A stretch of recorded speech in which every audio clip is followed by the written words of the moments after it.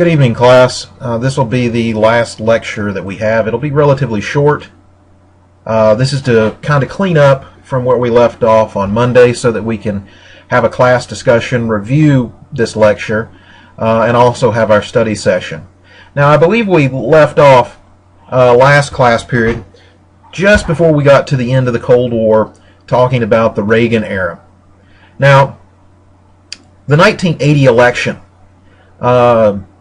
is sort of a pivotal point in Western history because it's a pivotal point in American history. As we were talking last class period, the 1970s were an era of economic downturn, something they called stagflation, where you have high inflation but a stagnant economy that's not growing. You have political scandal in the form of the Watergate scandal. And many people question whether or not America was in decline. The United States had just had to pull out of Vietnam in 1972-73, only to watch that country fall to communism in 1975. In 1979, the Soviets invade Afghanistan, and the United States seems powerless to stop them, with the U.S. economy sort of in a downturn, and seemingly communism on the march. The 1970s were kind of the best way to put it, a blasé decade. Now, 1980 is an important turning point because in this presidential election, you have two different viewpoints. You have Jimmy Carter, president from 1976 to 1980, where he's famously telling Americans that they must learn to live with less, they must accept the permanent sort of decline of the United States, and instead of facing the Soviets, Carter attempts to negotiate and deal with them. Most famously, he starts what are known as the Strategic Arms Limitation Treaties. These are strategic arms limitation talks that lead to the Strategic Arms Limitation Treaty. This is a treaty aimed at arms control or disarmament. The hope is to keep the United States and the Soviet Union from getting into an arms race in which we build more and more nuclear weapons, and then of course there's the desire to use those nuclear weapons. Now on the other side you have Ronald Reagan. Now Ronald Reagan argues that the United States does not have to accept a stagnant economy and a declining leadership role in the world. Instead, Reagan argues that it's because of government overspending for social programs that has driven the U.S. economy down. Instead, he argues for deregulation at home and expansion of the military abroad in order to face the Soviets and not just contain communism, but roll it back. Now, to the American people, Reagan's ideas seem refreshing. He's promising reform. He's promising a better economy. And at home, the economy during the 1980s, once Reagan is elected, seemingly gets better. However, abroad, or at least in foreign policy, Reagan is willing to lay down the dollars. The U.S. military is going to basically rearm, modernize, and again, play tough with the Soviets. This can best be seen in several programs. One is the revitalization of the U.S. Navy. In terms of conventional forces, the entire U.S. military, but especially the U.S. Navy, was using old, sometimes even World War II era equipment. A lot of the ships serving in the 1970s, for example, like destroyers, were of World War II vintage. Much of the land force for the U.S. Army was seemingly out of date. And it was under the Reagan administration that you're going to see a massive investment on high-tech weaponry. Things such as the Aegis class destroyer. These are ships that have high-tech missile armaments that can engage multiple targets, can sense and shoot down everything from aircraft to cruise missiles. You also see the investment in better land weapons, like, for example, the M1 Abrams tank instead of the old M60. You see the investment in new aircraft. However, it's not the conventional force buildup that is controversial in Reagan's first 4 years in office. More, it's the expansion of our strategic forces, our nuclear forces, as well as something called the Strategic Defense Initiative. During the 1980s, the U.S. strategic forces, our nuclear missiles, the old ones are going to be retired, and under Reagan's leadership, a new type of missile, popularly just kind of placed under the umbrella term of MX missile, is going to be fielded by the United States. Now, the importance of these missiles is not their range, actually not even the kilotonnage or megatonnage of their payloads. It's the fact that they incorporate what is known as MIRV technology. MIRV is an acronym that stands for Multiple Independently Targeted Reentry Vehicle. So instead of one missile hitting one target, it's one missile hitting multiple targets. 4, 8, and some missiles even have 16 independently targeted warheads. So you could basically send one missile to take out 16 targets, or send one missile to hit one target 16 times. And I joke, you might think that being a joke, but actually some targets in the Soviet Union are actually targeted by multiple nuclear warheads. Now, in order to protect the United States, Reagan in his second term is going to pursue something known as the Strategic Defense Initiative. The critics of SDI, as it's called, will name it Star Wars because they argue that this is far too high tech. This is technologically impossible to do. What is SDI? SDI is a missile shield. Reagan's administration argues that the only way to intimidate the Soviets, to force them to play nice, to put it in that way, is to basically take away their ability to strike the United States. SDI is a plan to field a series of ground-based, air-based, and even space-based projectile weapons and laser weapons that will destroy Soviet nuclear missiles, ICBMs, and intermediate-range nuclear missiles in their launch phase or before they reach apogee, before they're getting to the top of the parabola and coming back down. That way, the United States will basically disarm the Soviets. Now, critics of Star Wars fear that this will give incentive to both sides to start the war first. They argue that if the United States has SDI in place, future American leaders, American presidents, will have the incentive to attack the Soviets, feeling that we're invulnerable. Critics also argue that if the United States starts to build this, the Soviets will have an incentive to strike before it's operational. So the 1980s are a very tense decade on that part. However, the weird thing about the 1980s is that while Reagan is pursuing what appears to be a very aggressive and some, his critics argue, reckless foreign policy, behind the scenes, Reagan is actually starting to open channels of negotiations with the Soviets. And in the second half of his presidency, in the second term, he is aided by the fact that a new Soviet leader comes to the fore. This is Mikhail Gorbachev. Actually, this is him right here. Now, Gorbachev is an interesting fellow in that many people have portrayed him as a Democrat. Gorbachev is a communist. He is a firm believer in communism. The difference is he is of a different generation. The men who preceded him are fossils of Soviet history. Leonid Brezhnev, who had been the Soviet premier in the 60s, 70s, and died in the early 80s, was of the same generation, the same age as Joseph Stalin. The men who replaced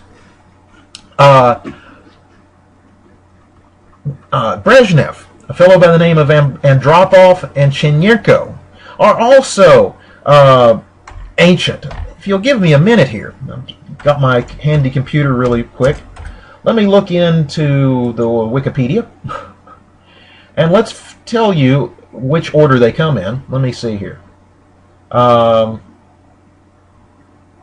Gorbachev. So Andropov dies in 1984. Chenyerko dies in 1985. And this opens the door for Mikhail Gorbachev to become Soviet premier, or head of the Soviet Union, in 1986.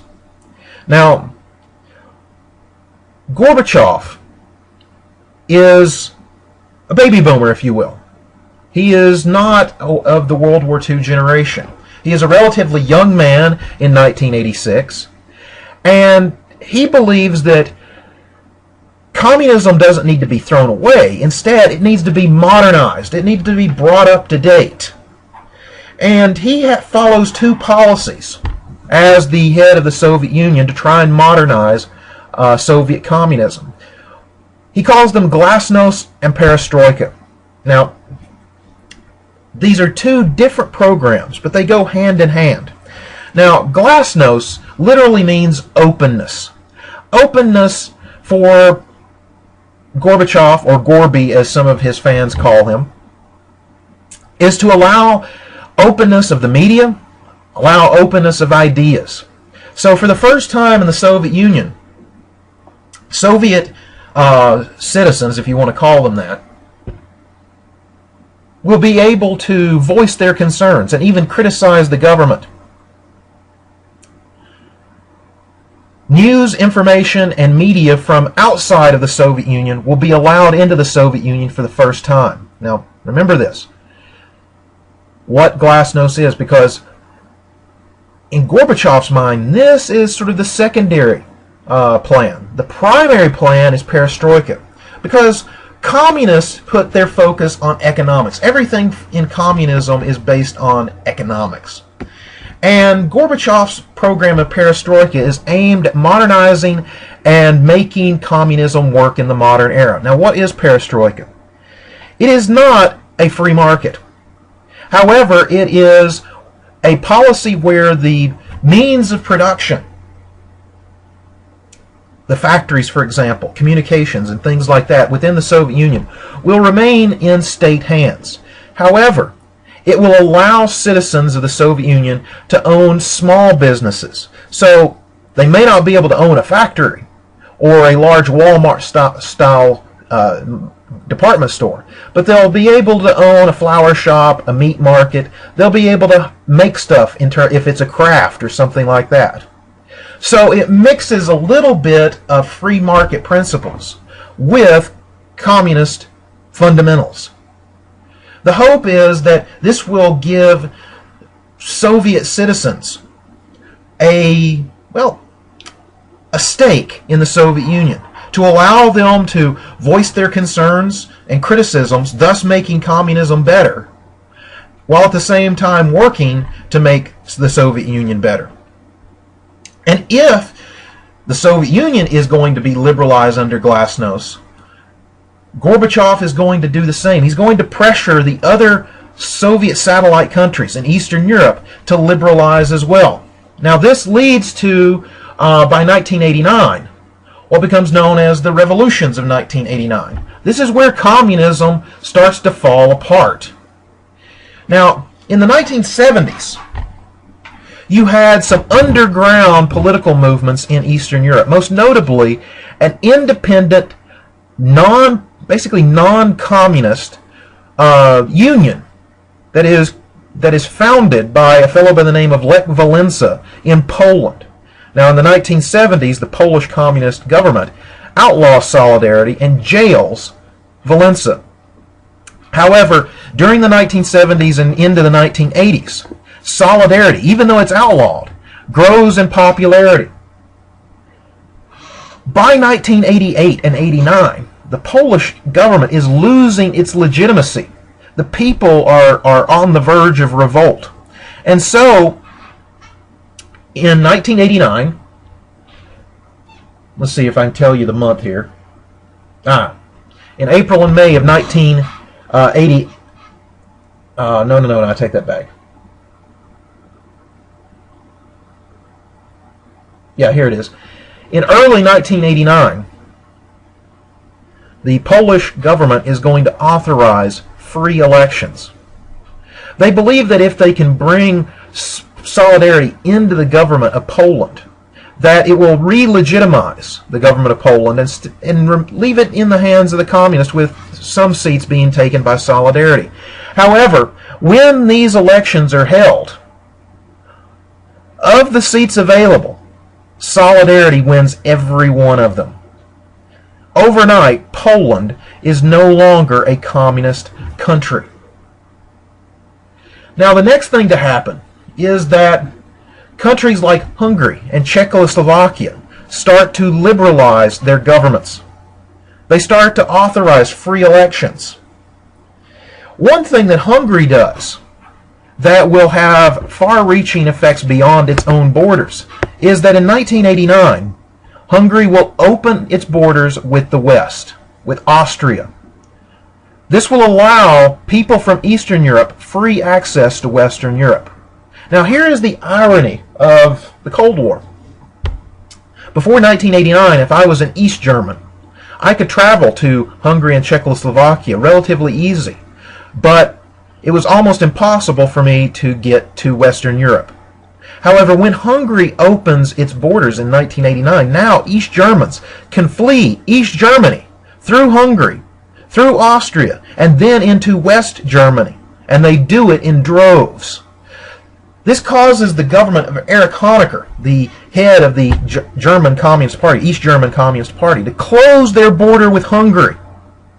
When Czechoslovakia does the same thing as Hungary, Honecker is forced to order the closure of the border with that country as well. So imagine this. The communist East German government is closing down its border with the still technically communist governments of Hungary and Czechoslovakia. Now, the fall of the East German government is very iconic for the end of the Cold War, because it's the case of East Germany that seemingly could have led to, well, civil war in the middle of Europe. Because as this pressure for liberalizing of the government, of freedom in East Germany, picks up steam, East Germans start to rally in the streets in East Berlin, in Leipzig, and in other East German cities. Honecker even goes as far as issuing a shoot-to-kill order among the military, the police, and the East German secret police, the Stasi. However, when the order comes down to actually execute this order during one of the last protests in East Germany, the army in East Germany refuses to carry it out. Instead, the East German Communist Party replaces Erich Honecker and does the almost unthinkable if you were living just a few years before. Because in November of 1989, the wall comes down. East Germany will open the borders between East Germany and West Germany, and most iconically, will open the borders between East Berlin and West Berlin. The wall comes down. Overnight, Germans who have not seen each other in decades are able to cross over and see family members, friends. They're able to see what the other side lives like. This is especially important for East Germans.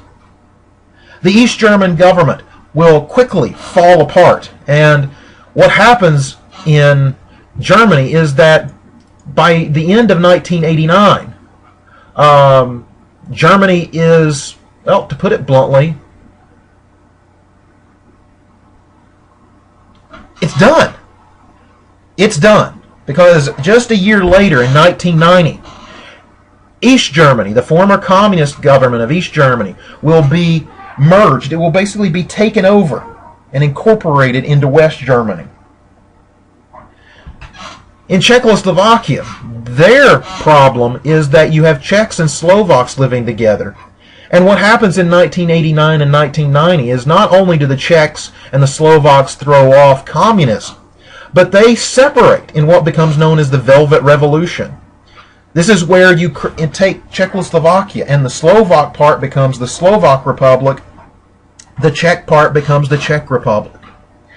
Really the only violence happens in the country of Romania. In Romania, people take to the streets. The army turns against the dictatorship of Nicolae Ceausescu. The army soldiers go into the presidential palace, arrest Ceausescu and his wife, march them down the steps. This is one of those things that I'll never forget because this was live on CNN when they did this, because you see this old, evil-looking old man and his Cruella de Vil looking wife, defiantly walking down like, we'll come back, we'll get you all, my pretties.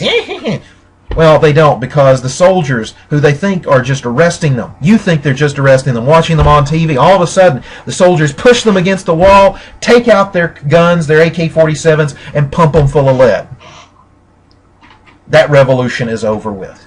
So that by 1990, the governments of all the Eastern European countries are no longer communist. Some of the governments of Eastern Europe no longer even exist. East Germany is gone. It's just gone. It's now part of an overall Germany, which is nothing more than West Germany renamed. The question becomes in 1989 is, did capitalism win? Did the West truly win in Eastern Europe? Or did the Cold War end because the Soviets let it end? Because in December 1989, George H.W. Bush and Mikhail Gorbachev both declare the Cold War to be officially over. Now, what are some of the problems in this world without a Cold War going on? What are some of the things to happen? Well, the early 1990s are defined by, a West trying to redefine itself. For 50 years, almost, 40-something years, the West has been defined by this bipolar East versus West conflict known as the Cold War. Yet starting in 1990, the Cold War is over. In the West, many argue that we can now enjoy what they call the peace dividend, where the United States and European countries no longer have to spend massive amounts of money building armaments to fight World War III with the Soviet Union. However, that peace dividend never comes about, because one of the problems of peace is that peace cost. Think about this. From the 1950s through the 1980s, America, West Germany, Great Britain, France, those governments have been spending billions of dollars a year on weapons and national defense. Those weapons and services that help with national defense are provided by companies. Those companies employ people. They pay taxes. And if the governments of these countries all of a sudden quit spending money on national defense, those sectors of the economy are hurt. This is best illustrated in this country by the debate over base closures. Because during the Cold War, the United States would maintain numerous bases built during World War II, bases that were built to fight a global war, and even build new ones. Do we need to keep all of these air bases and army bases open after the end of the Cold War? Well, the answer is resoundingly no. The problem stems that when Congress starts to debate what bases to close, congressmen and senators are like this: we want to close bases, just don't close the ones in my district or in my state. Because bases, like defense industries, spend a whole lot of money. They create a whole lot of jobs. And if bases are closed in some areas of the country, the entire economy of the areas around that base would cease to exist. I used to go to grad school in Texas. I went to Killeen, Texas, where Fort Hood is at. Killeen, Texas would not exist if it was not for that military base there. I mean, everything is dedicated to that industry. There is no other industry in Killeen, Texas. Nothing. So the question becomes, what do you do? Because if you cut spending in defense, it's going to hurt. If you don't, it's going to hurt. The West, in effect, is in a no-win situation after winning the Cold War. However, the 1990s will offer sort of what you might call an escape valve, if you will, in the form of more conflict. Because the 1990s, a decade that many hoped would be a decade of peace, is a decade of war. Because the Cold War, or the end of the Cold War, causes instability. In effect, the Cold War was a stabilizing force. Even though this Cold War had the potential for turning the globe into a charcoal briquette, in a way, it held many the forces of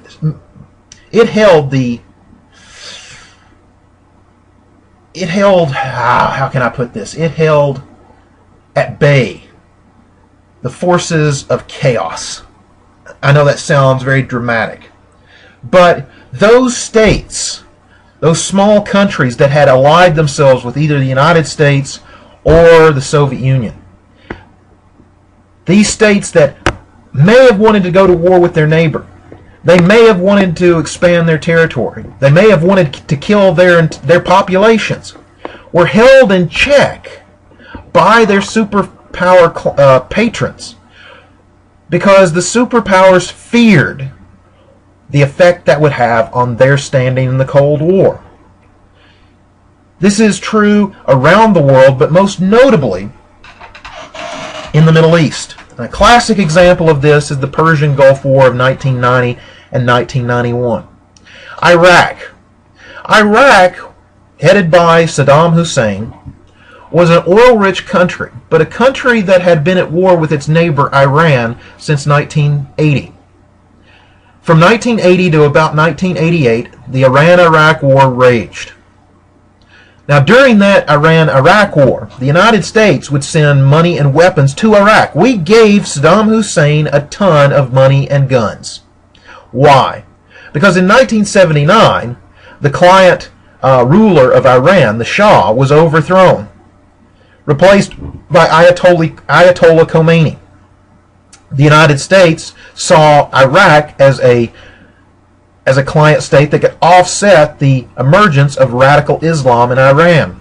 So the United States, up until about 1987, would fund Saddam Hussein. However, by 1987, the Iran-Iraq War was starting to peter out, and Saddam had been, well, let's put it this way, he had been a bad boy.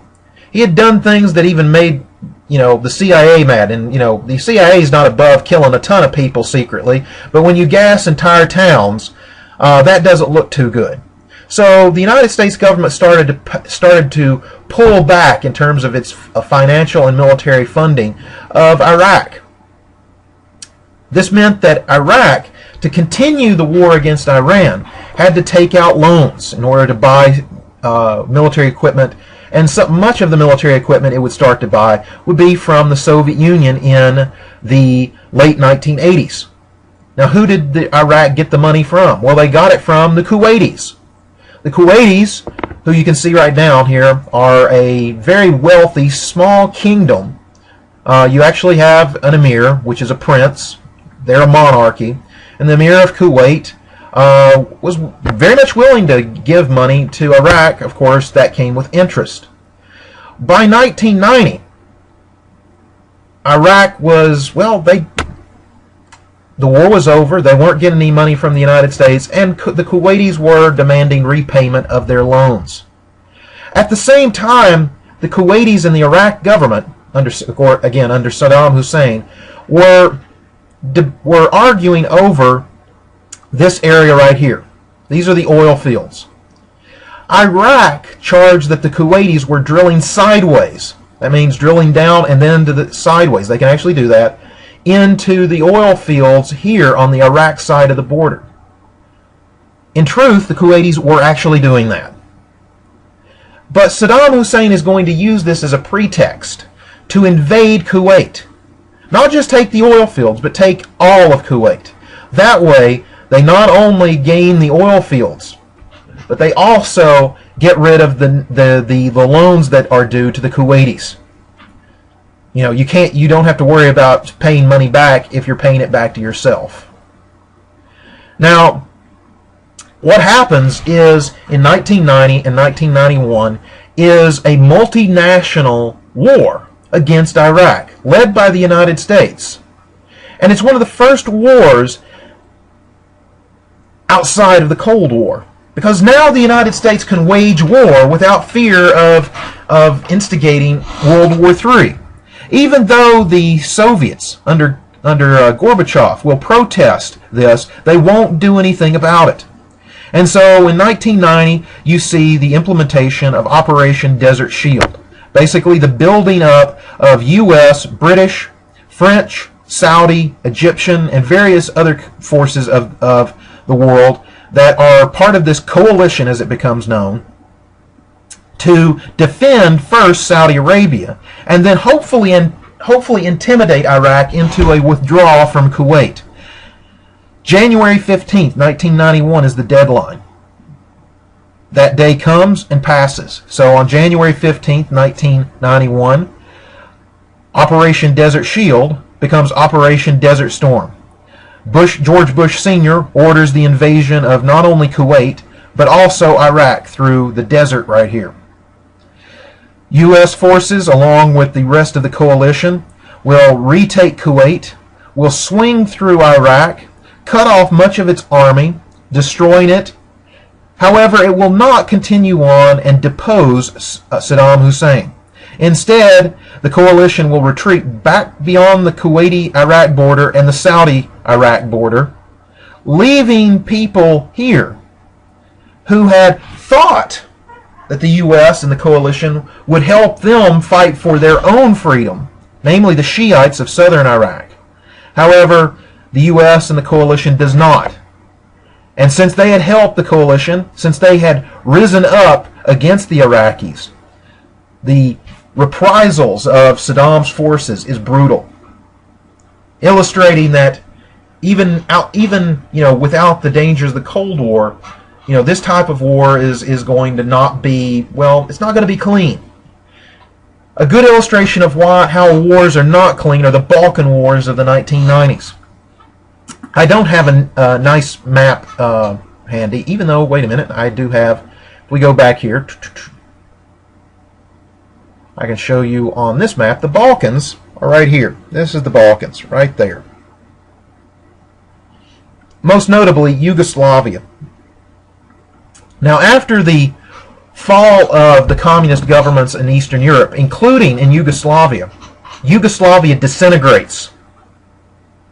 It breaks apart into various smaller ethnic countries like Croatia, Montenegro, Serbia, and most importantly, Bosnia. Now, in Bosnia, the ethnicities are mixed. Croatia is primarily Croat, Serbia is primarily Serbian. However, in Bosnia, you have Bosnian Muslims, you have Bosnian Croats, and Bosnian Serbs. And they're all mixed up with each other in terms of where they live. And so, what becomes known as the Bosnian War between 1991 and 1995 is a war of ethnic cleansing, basically genocide, where all three groups try and muscle out the others. Now, the Serbs will sort of become the bad guys because Serbia was the strongest member within Yugoslavia.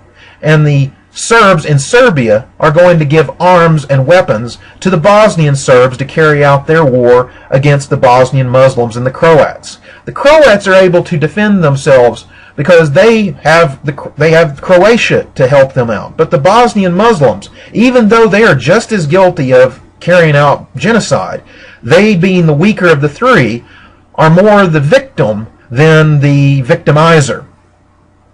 And so, in the 1990s, the Balkan Wars, the Bosnian War, for example, and then later the war in Kosovo, will illustrate both the potential but also the limitations of post-Cold War war. What the potential is that many believe that these militaries that had been built up to fight World War III, literally, can now be used as, quote, peacekeepers, where armed peacekeepers are sent into areas in order to basically keep war from spreading or to put wars down when they break out. However, when peacekeepers are sent to Bosnia, for example, they are ineffectual. They are unable to stop the genocide. And many times they become the targets of the war itself. And so the limitation of these peacekeepers is quite telling in the Balkan Wars. It's even more telling in other areas of the developing world. Because in Africa, for example, the end of the Cold War means that the free money and the free weapons that have been sent to many of the countries in Africa by both the United States and the Soviet Union are coming to an end. This hurts the economies of these countries. It means that their militaries will no longer have basically easy access to ammunition and small arms. Many of these countries go through violent political upheavals. Most notably, countries such as Rwanda will not only have political upheaval, but you will see ethnic tensions, tribal tensions that have their roots well before European imperialists took over these countries in the 1800s. But made worse by the lack of self-government in the 19th and 20th centuries.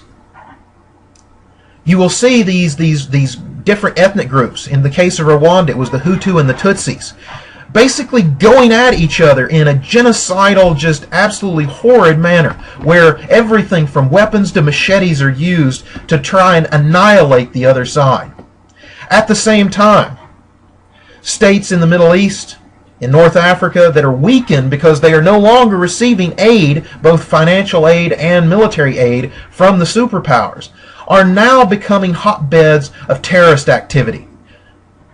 Terrorism, terrorist groups that are not connected with a state, independent terrorist organizations, find it ideal to operate in countries like Somalia, for example, where the government is literally non-existent. And so terrorists now have a free reign in parts of the world where they can train, plan, and basically act as the government of the areas that they occupy.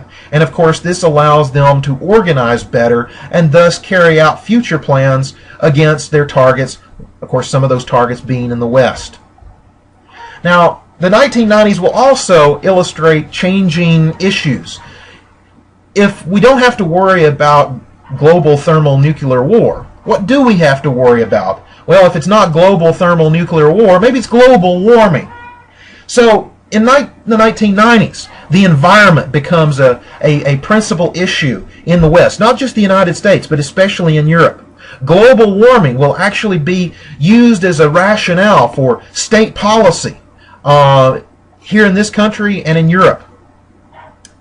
Now, most recently, global warming has become more controversial because in the past 2 or 3 years, the science that supports global warming has been shown in some cases to be rigged, that it's been based on faulty assumptions, or in some cases based on the political beliefs of the scientists involved and not actually hard science. This is why global warming has shifted from global warming to, quote, climate change. Now, I personally believe that global warming and climate change is a non-issue. That, yes, that humans can change the environment, but it's like, well, pouring a Coke bottle into a lake. Yeah, you are putting some water into the lake, but not enough to notice. However, the real problem that I see, and I think a lot of other people out there should be aware of, is the fact that the West has become a throwaway society. Everybody, you got your iPhone right here. You got your computer, the thing that I'm using to record this, your jump drives, your backpacks, your cars. What happens to these things when they become obsolete? And they're becoming obsolete faster and faster and faster. Computers and iPhones and all of these things. Well, yeah, you got those stores that buy these things back, but what do they do with them when they buy them back? Can you recycle the components here? No. obsolete computer components are just that. They're obsolete. So what happens to all this, quote, e-trash when it becomes obsolete? What happens to all these plastic bottles that your Coke and your water comes in now? What happens to all of these things? We're throwing it away.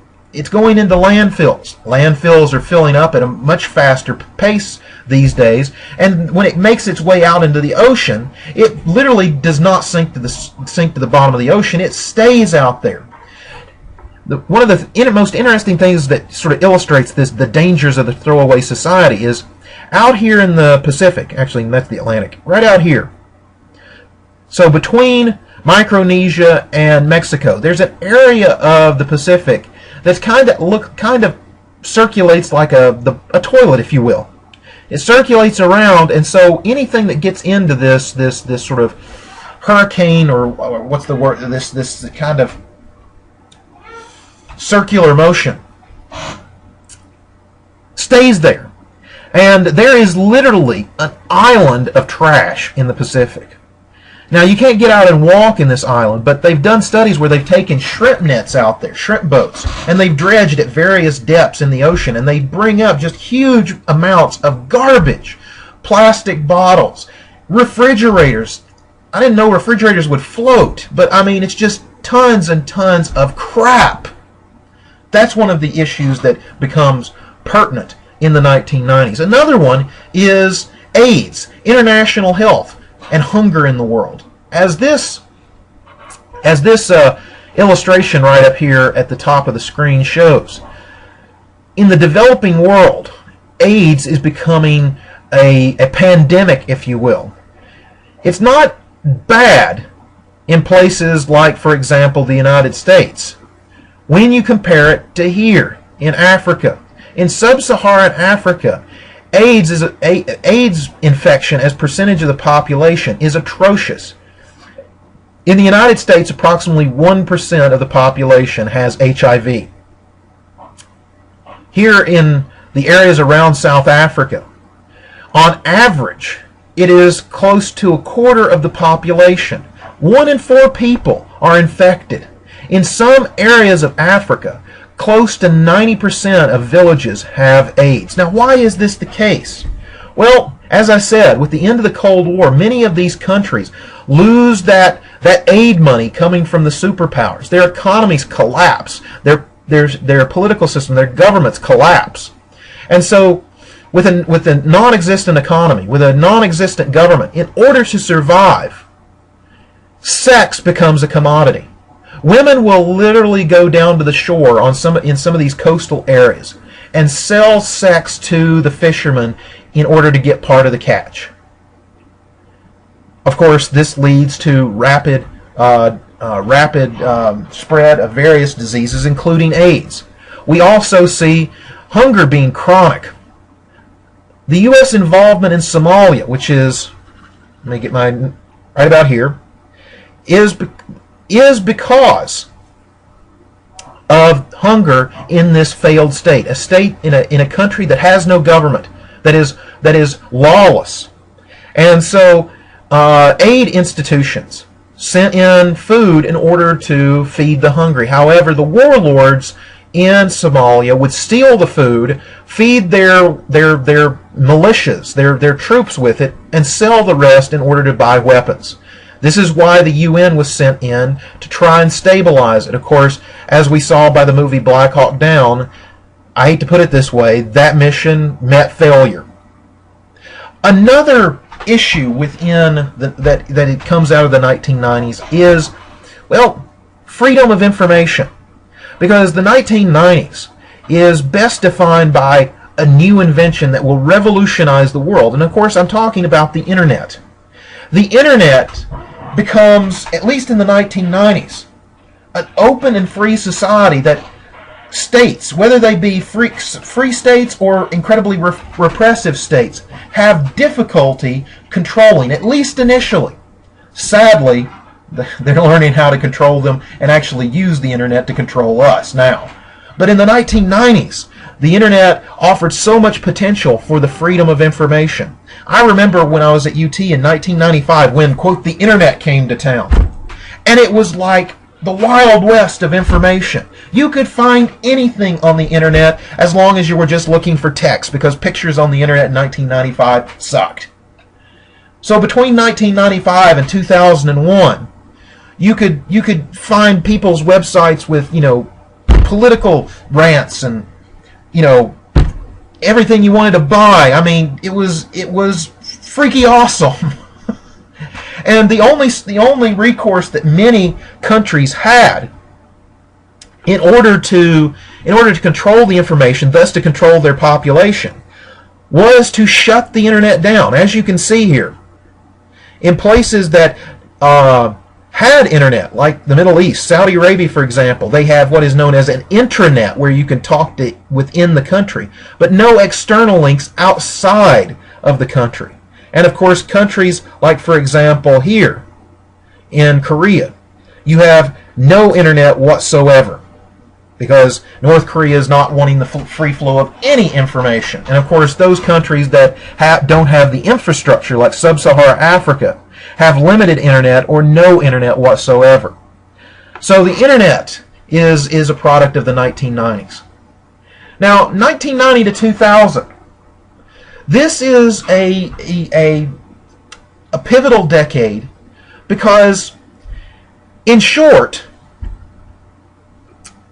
the old order is gone by 1990. That Cold War order is gone.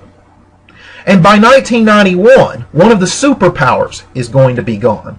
So whether or not you buy into the sort of conspiratorial idea of the New World Order, there is a New World Order that is being born in the decade of the 1990s. The Soviet Union collapses. How does it collapse? Well, let's go back to what I was talking about, perestroika and glasnost. Gorbachev believed that perestroika was the key to modernizing Soviet communism. Glasnost was seen as just sort of a companion policy to bolster perestroika, but actually it's glasnost that has the most effect. Because here's what glasnost does. It opens up Western media, or opens up the Soviet Union to Western media. So people in the Soviet Union can see they've been lied to. Americans are driving big cars. They're living in nice houses. You see the ads for like grocery stores and Walmart, and they see, floor-to-ceiling goods. While in the Soviet Union in 1990 and 1991, you have to wake up at 5 in the morning in order to get into the line, at whether it be the bread store or the meat store or whatever store, because if you're not in line soon enough, the store is going to run out of bread or meat or whatever before you get up to the front of the line. It also allows for the various groups within the Soviet Union to start to voice their dissatisfaction with the Soviet Union, and to start to voice something that will actually lead to the collapse of the Soviet Union. This, of course, is nationalism. As this map shows down here, the Soviet Union, its real name is Union of Soviet Socialist Republics. In effect, the Soviet Union is not one country. It is a conglomeration of various countries, or various republics, within the Soviet Union. Each one of these represents an ethnic group. You have Kazakhstan, Ukraine, you have Belarus, you have the Baltic states of Latvia, Lithuania, and Estonia. You have all of these other ethnic groups who historically have been oppressed by the Russian majority. Latvia, Lithuania, and Estonia had been free after World War I to World War II. It's World War II in which they are reconquered. And so these groups don't particularly like being part of the Soviet Union. And so early in, or I should say in the late 1980s and early 1990s, very early, 1990 and 91, you start to see these peoples start to agitate for nationalist identity. They want to be separate. And so you start to see the bonds that hold the Soviet Union, they're starting to be pulled apart. And what happens is in 1991, communist hardliners believe that it is Glasnost that is the problem, that it's Gorbachev that's the problem. So they arrest Gorbachev. They put him under house arrest while he's vacationing down on the Crimea, right down here on the Black Sea. They start to try and re-implement hardline policies. They try and pull back in terms of these reforms, like Glasnost and Perestroika. But the people of the Soviet Union, they've had enough by that point. When the hardliners start to do this, countries like Latvia, Lithuania, they start to pull away. They start to basically announce their independence. In Moscow, Russians start to say, no, hell no, we are not going to give up the little freedom that we have gained. And so these hardliners call out the Red Army to put down the protest. But something surprising happens. The soldiers of the Red Army, many of them from republics that have already declared their independence, turn on the hardliners. Most famously, the Russian president, now, not to confuse you guys, Mikhail Gorbachev is the premier of the Soviet Union. Each republic has its own president. The president of Russia is a fellow by the name of Boris Yeltsin. Boris Yeltsin is the head of the Russian Communist Party. In 1991, Yeltsin will climb up on one of the tanks and declare the independence of Russia. Now here's the important thing. How can you have a Soviet Union in which all of the republics have declared their independence, including Russia, where Moscow is located at? Well, you can't. The Red Army that's in the streets of Moscow will follow Yeltsin's lead and orders. They will turn their guns not on the people, but instead they will shell the presidential, not the presidential palace, but the parliament building that you see back here, driving the hardliners out, where they are arrested and then jailed. So what are the possibilities of the end of the Soviet Union? Well, the possibilities are that Russia and its former republics of the Soviet Union will become westernized. They'll become democracies like us. Well, these are lost because Russia and many of the republics are basket cases economically. They don't have any background in democratic rule. And so the 1990s are best typified by political instability, the rise of criminal organizations like the Russian mob, economic downturn where the Russian ruble isn't worth anything. And what this will lead to by the early 2000s is the rise of, well, to put it bluntly, men like Vladimir Putin. Putin is able to come to power because he promises and delivers a reinvigorated Russia.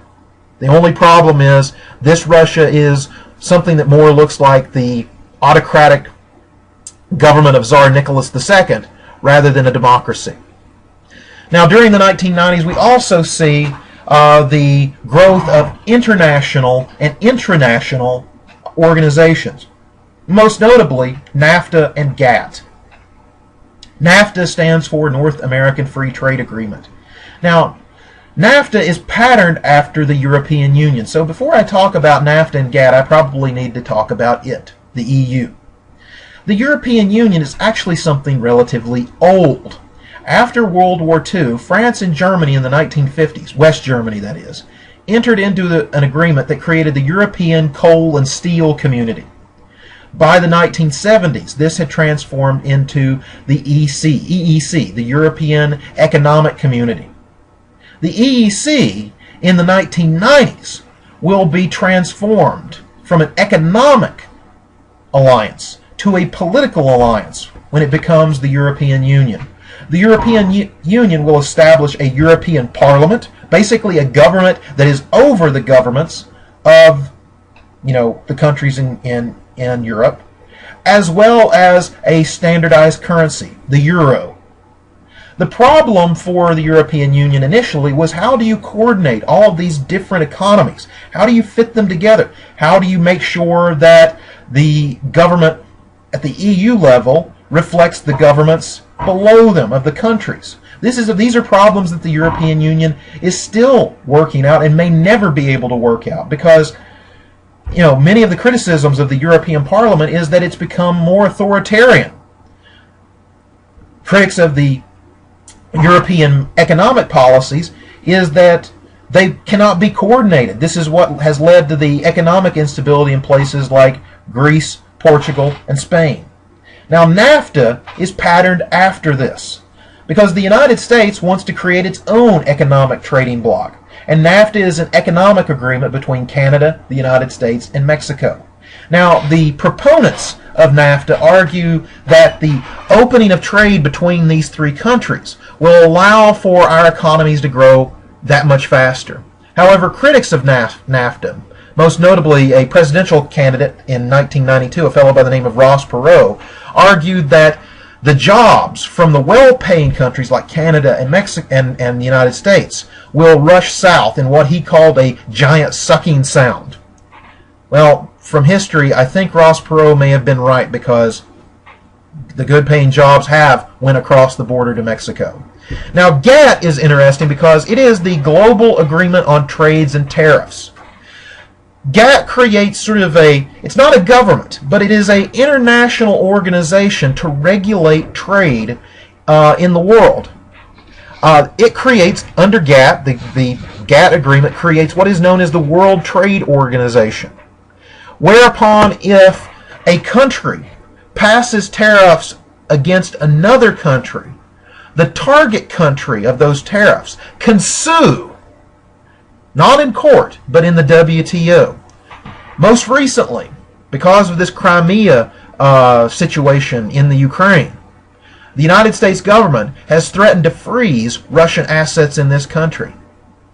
Vladimir Putin has already started the process of suing the United States in the WTO. So, one of the major criticisms of this time period is that you are putting more levels of government on top of pre-existing levels of government. And the question is, does government lead to more freedom or does government lead to less freedom? Now, another major change in the world during the 1990s is the rise of China as an economic player.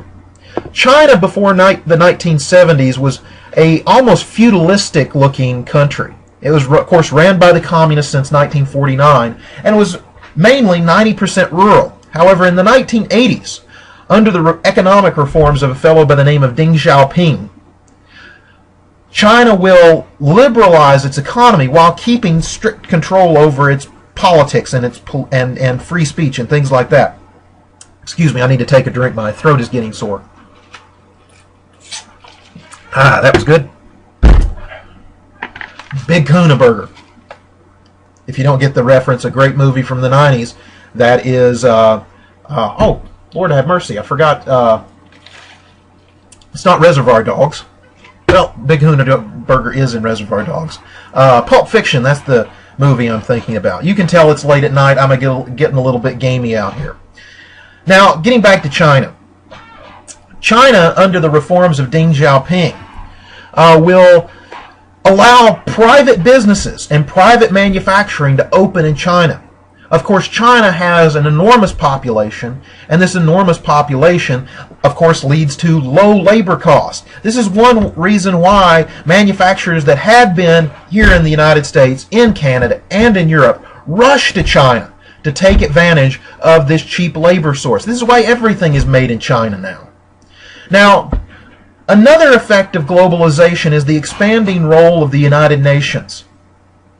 In 1945, proponents of the United Nations argued that this would be a meeting place of the nations of the world, sort of like a debate society. However, during the 1980s and especially in the 1990s, many within the United Nations argued that the United Nations can take a more active role in the world, and by the 1990s, some were arguing that the United Nations should take on the responsibilities that governments have. Most notably, the United Nations and supporters of the United Nations argued that the UN should have the right to tax member countries. Right now, the money the United Nations gets is purely voluntarily given from the member countries. The United States actually gives a lion's share to the United Nations. but it's purely voluntary. UN supporters argue that no, the United Nations should be allowed to tax. And in order to enforce this tax, the UN should have a standing army. Now, what's the importance of the UN? Well, the UN will have several different conferences, especially after the fall of the Soviet Union and especially after the end of the Cold War. These various conferences will range from women's rights to the treaty, women's rights to conference on children to what becomes known as the Kyoto Accords. The Kyoto Accords in particular is important because this is a conference that's held in Kyoto, Japan in the mid-1990s concerning the UN's role in environmental regulation.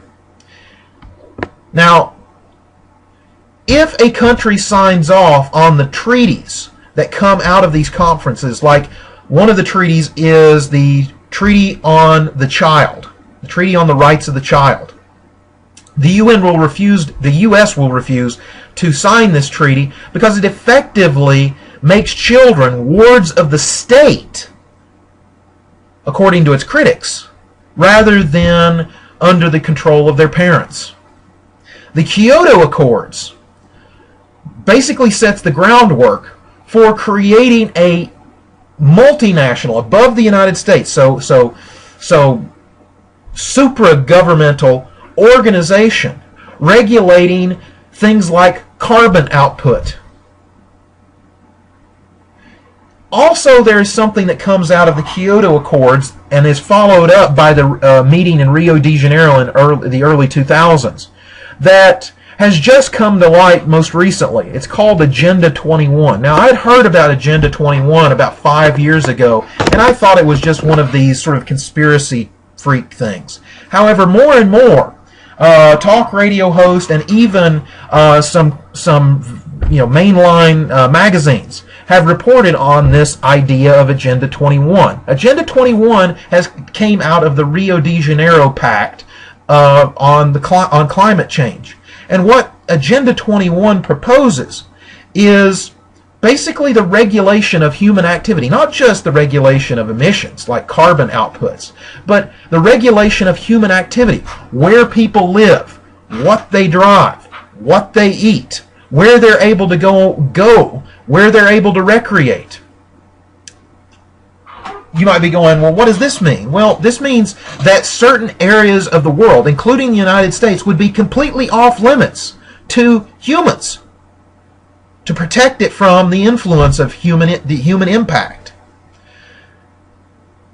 How would you regulate where people live? Well, you would put taxes on certain areas in order to make it almost price prohibitive to live there, while pushing people into built-up urban areas. Now, this is what the proponents of Agenda 21 are trying to do. This is why it's so controversial. And much of what surrounds Agenda 21 is still kind of out there. It's still waiting to be found, and that's why I'm going to kind of, end our discussion not only of Agenda 21 but the lecture right here, because we're at this point of the lecture where it's no longer cut and dried history. It is now up to you to take what you've learned and use the analytical skills and the information that you've gained to delve into things like, well, is the UN world government? Is the rise of China as an economic power detrimental to the United States or good for the United States? It is cheap goods. What are the future possibilities of what's going on in the world? So I'm going to end the lecture right now. We're going to kind of touch on some of these things early on next class. But I want to have more of a freewheeling discussion before we get into our study session. I have hoped you have enjoyed this class, and I will see you guys on Monday. Thank you.